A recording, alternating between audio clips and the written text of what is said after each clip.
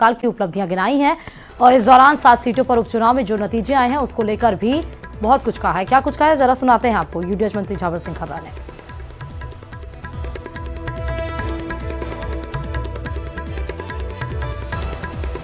सूबे की भजनलाल सरकार को 1 वर्ष पूरा हो गया है। ऐसे में 1 वर्ष की क्या कुछ उपलब्धियां हैं, इसको लेकर हमारे साथ यूडीएच मंत्री झावर सिंह खर्रा जी मौजूद हैं। सर, इस सरकार को 1 साल पूरा हो गया।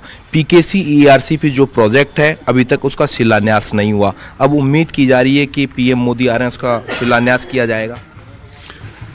17 तारीख को माननीय प्रधानमंत्री जी आदरणीय नरेंद्र मोदी जी जयपुर आ रहे हैं और राज्य सरकार के 1 साल के साथ साथ ईआरसीपी का भी उसी दिन का कार्यक्रम होगा। सर, 1 साल के कार्यकाल जो है क्या कुछ उपलब्धियां रही है, इसको लेकर बताया जा रहा है कि जो विजन डॉक्यूमेंट है वो भी तैयार किया जा रहा है। विजन डॉक्यूमेंट तैयार किया जा रहा है, वो वर्षगांठ पे जारी कर दिया जाएगा और पिछले इस 1 साल में अब तक राज्य सरकारें जो काम अपने कार्यकाल के अंतिम साल में करती थी वो सारे कार्य इस सरकार ने अपने शुरुआती पहले साल में शुरू किए, जिसकी वजह से उन्हें धरातल पर उतारने में पर्याप्त समय मिलेगा और राज्य सरकार का जो पहला बजट था उसकी 50% से ज़्यादा क्रियान्वित की जा चुकी है और बाकी की आने वाले 3-4 महीने में लगभग पूरी हो जाएगी। इसके अलावा राइजिंग राजस्थान के अंतर्गत पहली बार पहले वर्ष में प्रयास शुरू किया गया और लगभग 25 लाख करोड़ रुपए के एमओयू अब तक हस्ताक्षरित हुए। 9, 10, 11, 12 को जो राइजिंग राजस्थान का कार्यक्रम होगा जिसमें देश विदेश के निवेशक आएंगे, उसमें और भी कुछ प्रस्ताव स्वीकृत हो सकते हैं और उसमें सबसे बड़ी बात यह है कि ये पहला मौका होगा कि हमने रिप्स 24 और उसके नियम सबसे पहले जारी कर दिए और जितने निवेश के प्रस्ताव आए लगभग सारे आने वाले 3-4 वर्ष में धरातल पर उतरेंगे।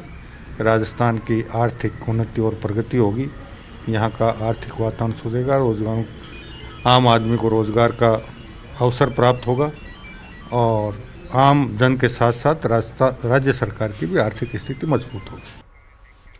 कांग्रेस नेता की गिरफ्तारी के विरोध में भारत सिंह देर रात तक सिमलिया थाने में बैठे रहे और पुलिस की कार्रवाई पर आपत्ति जताई। बता दें कि करीब 2 साल पुराने मामले में कार्रवाई करते हुए कांग्रेस नेता महावीर मीणा को गिरफ्तार किया गया। गिरफ्तारी पर पूर्व मंत्री भरत सिंह कुंदनपुर ने पुलिस की कार्रवाई पर आपत्ति दर्ज करते हुए शिमला थाना परिसर में अपने कार्यकर्ताओं के साथ डेरा डाल दिया और धरने पर बैठ गए। बाद में पुलिस के आश्वासन के बाद धरना खत्म कर दिया गया। पक्ष को गिरफ्तार करा है जो फरियादी है, मुख्य रूप से ये मुलजिम नहीं है।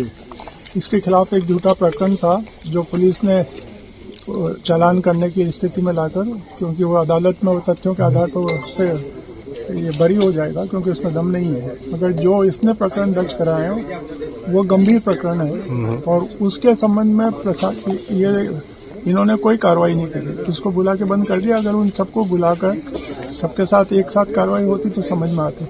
मैंने घोषणा करी है कि मैं अब चुनाव वगैरह नहीं लड़ूंगा, मगर मैंने ये घोषणा नहीं करी है कि मैं किसी के दुख दर्द में उसके साथ खड़ा भी नहीं होऊंगा। श्रीगंगानगर के श्रीकरमपुर से बड़ी खबर आपको बताते चले, यहां पर डेंगू से युवक की मौत की खबर सामने आई है। 5 दिन से तेज बुखार से पीड़ित था युवक। वार्ड नंबर 15 निवासी विशु गोयल की डेंगू से मौत की खबर है। मौसमी बीमारियों के चलते अस्पतालों में मरीजों की संख्या भी बढ़ गई है।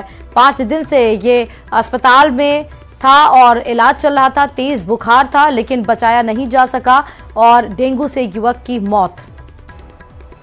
विशु गोयल नाम है शख्स का जिसकी डेंगू से मौत हुई है। श्रीकरनपुर में डेंगू से एक शख्स की मौत की खबर।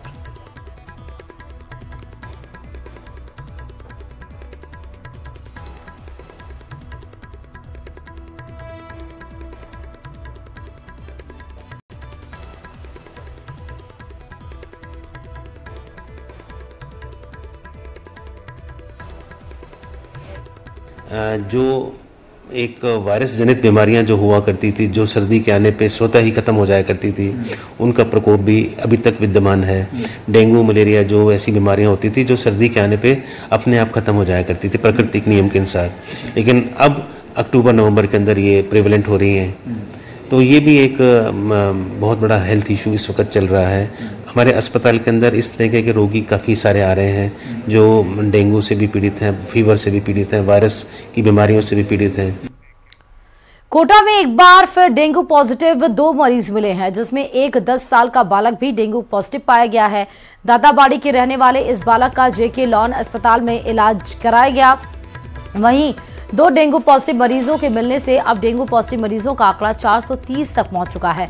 बता दें कि इन दिनों डेंगू के साथ साथ मौसमी बीमारियों से अस्पतालों में मरीज पहुंच रहे हैं। ऐसे में ब्लड के लिए मरीजों को इधर उधर भटकना नहीं पड़े, blood bank in-charge doctor Nirmala Sharma ने विशेष इंतजाम किए हैं। शहर सहित ग्रामीण अंचल के अलग अलग इलाकों में ब्लड डोनेट के लिए सरकारी ब्लड बैंक की ओर से वाहन उपलब्ध भी कराया जा रहा है।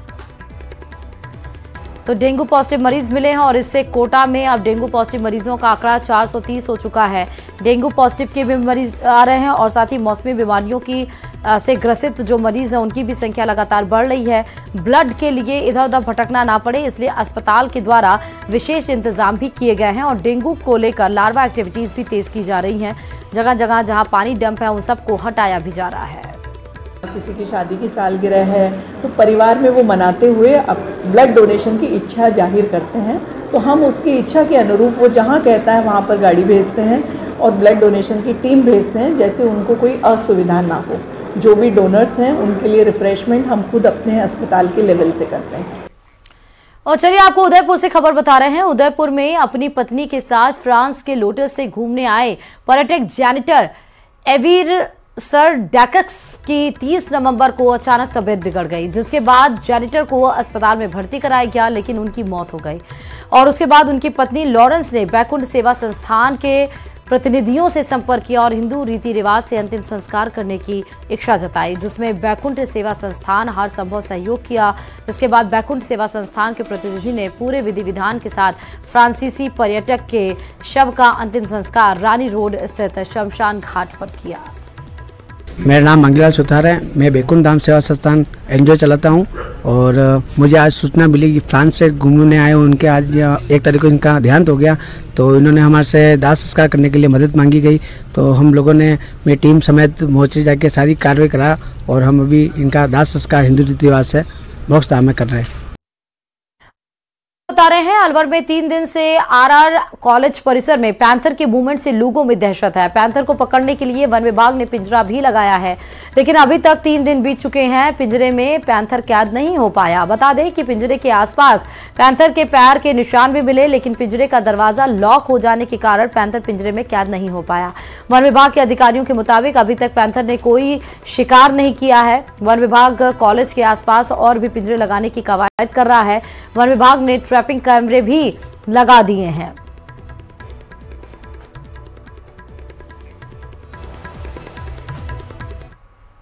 बड़ी खबर आपको जयपुर से बता रहे हैं। मुख्यमंत्री भजनलाल शर्मा आज 9 नई नीतियां जारी करेंगे, जिसमें एक जिला एक उत्पाद नीति यानी कि ओडीओपी नीति है, जिसको आज लागू की जाएगी। आज इसमें इस नीति को जारी करेंगे। फिर उसके बाद एम सैंड नीति के साथ खनिज नीति के जरिए सरकार का राजस्व बढ़ाने पर भी जोर रहेगा। खनिज नीति को लेकर आपने देखा कि राइजिंग राजस्थान में भी एक एग्जीबिशन रखा गया था, जिसमें खुद मुख्यमंत्री भजनलाल शर्मा पहुंचे थे और सारी बारीकियों की जानकारी ले रहे थे। इससे राज्य की अगर हम बात करें खनिज की तो जीडीपी में खनिज क्षेत्र की हिस्सेदारी बढ़ेगी, जिसके कारण विकसित भारत 2047 का जो सपना है प्रधानमंत्री नरेंद्र मोदी का, उस तक खनिज क्षेत्र में 1 करोड़ लोगों को रोजगार भी मिलेगा। ये राजस्थान की दृष्टि से मुख्यमंत्री का विजन भी है। बता दें कि खनिज क्षेत्र से सालाना राजस्व 1 लाख करोड़ का लक्ष्य भी रखा गया है। बड़ी खबर इस बीच आपको बता रहे हैं, बांग्लादेश में हिंदुओं पर अत्याचार की एक खबर, जहां पर हिंदुओं पर अत्याचार के विरोध में जयपुर में आक्रोश फैल गया है। सर्व समाज की ओर से विरोध प्रदर्शन किया जा रहा है। सांगानेर स्टेडियम लोग कर रहे हैं विरोध प्रदर्शन। आक्रोश प्रदर्शन के बाद पीएम के नाम ज्ञापन भी सौंपा गया है, मतलब देंगे, ज्ञापन देंगे। और साधु संत भी आक्रोशित नजर आ रहे हैं। आप ये देखिए, साधु संत जो बांग्लादेश में हिंदुओं के ऊपर लगातार अत्याचार हो रहे हैं, या इस्कॉन के जो पुजारी हैं उनको अरेस्ट किया गया है, उसके बाद से ये प्रदर्शन की गूंज ना सिर्फ जो अत्याचार बांग्लादेश में हो रहा है बल्कि राजस्थान तक भी पहुंचाई है। जो राजस्थान में हिंदू समाज लोग हैं, साधु संत हैं, वो प्रदर्शन कर रहे हैं। आज बताया जा रहा है कि मुख्यमंत्री के नाम ज्ञापन भी आक्रोश प्रदर्शन के बाद पीएम के नाम ज्ञापन दिया जाएगा। साधु संत भी आक्रोश प्रदर्शन में शामिल हैं।